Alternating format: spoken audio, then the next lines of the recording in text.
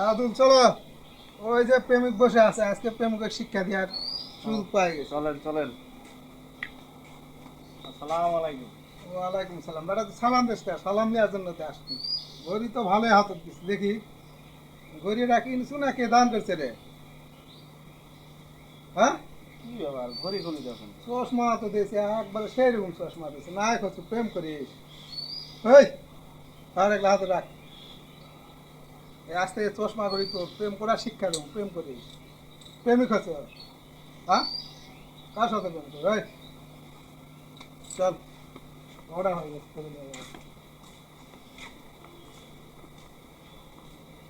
আসসালামু আলাইকুম।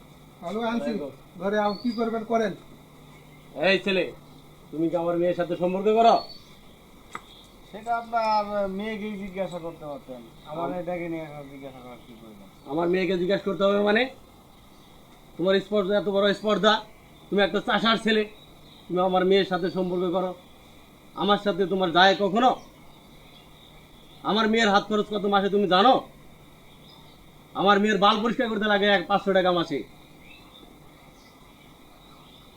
আপনার মেয়ে যদি আমার কাছে 2 টাকা ব্লেড ব্যবহার করে যদি সুখী থাকে, তাহলে সমস্যা কোথায়? এই এই ছেলে ধর, কত বড় স্পর্ধা! আর মুখে মুখে আমার মুখে কথা কও, আর পিঠে আর ভেঙে ফেল, হাত পা ভেঙে ফেল। যা খুশি করেন, আপনার এই অহংকারের একদিন পতন ঘটবে। আর আমি কি এরকমই থাকবো নাকি চিরজীবন? আমি ইনশাল্লাহ একদিন বড় হব। যা যা, দেখবি, দেখবো তোর মতো ফকিনের বলা কি করতে হবে। যা। এটা মুখে মুখে তর্ক করিস কা? প্রেম করা তো সব বাংলাদেশের মেয়ের অভাব। ভাই আস্তে করে মেয়ের দিকে তার আপনি এক বছর করে তুলে দিন। আপনি আপনার মেয়েকে আগে ঠিক করেন। আজকের পর থেকে যেন আমি না দেখি আমার মেয়ের দিকে তোর পা বাড়ানি। আপনি আগে আপনার মেয়েকে ঠিক করেন, তাহলেই হবে। যা যা।